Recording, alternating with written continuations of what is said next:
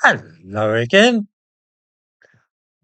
I have been gaining great pleasure from watching people deny that our country has been colonised and the claims that Britain is the same as it has always been. That is to say, vibrant, cheerful, and multicultural.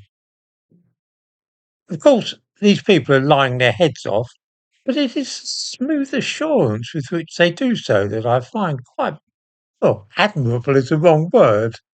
I find it interesting. The thumbnail to this video shows bottles of cow's urine on sale in a corner shop in London, in the food section, beneath the bread.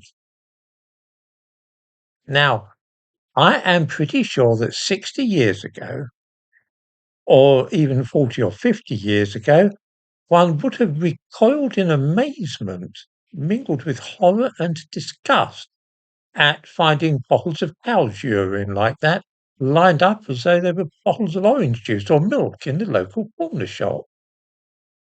What do viewers think? Did they ever come across such a thing in the 1970s or 1980s? Of course not. The health inspectors would have closed down such a shop in the blink of an eye. Of course, that was in the bad old days of intolerance, before we realised that all cultures were equally valid, and that if some people wished to put cow's urine over their heads, or drink it, or wash out the new baby's room with it, then that is no worse than our own traditional English practices, which involve shampoo, mouthwash, or soap and water. Why shouldn't we instead use cow's urine for these everyday activities? That being so, surely it makes sense that the substance should be readily available at the local shop, placed handily alongside the other comestibles.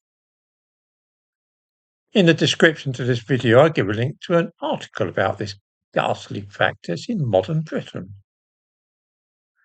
Then there is the trade in so-called bushmeat, such as cane rats from Ghana and dead chimpanzees from other parts of West Africa.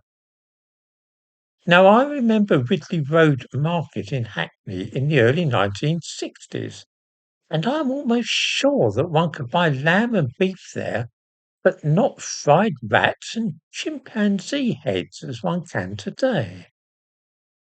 Perhaps I'm suffering from false memory syndrome. Maybe I have constructed a fantasy version of the past in which all the people in Hackney were white at that time.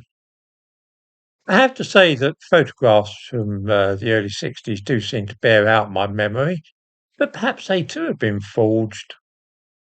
My recollection is of an almost entirely monocultural white society in Hackney at that time. There were a few Indians and even the occasional black man, but they tended to behave like everybody else and just fit in with our culture. That was, of course, the English tradition. We used not to mind people coming to live among us as long as they played by the rules, followed our customs and spoke our language, worked and didn't scrounge, and did their best to fit into our way of life. Those were the days when integration rather than multiculturalism was the name of the game, but it worked very well. I remember seeing Indian people living in streets which were completely white without any problem, as long as they fitted in and behaved like everybody else. The trouble and friction began when special consideration was demanded, and rather than fitting in with our customs and way of life, the expectation changed and became that it was we who had to change and behave differently. Many of us thought that this was a bit of a source in our own country. This might perhaps be what people refer to when they talk of colonisation.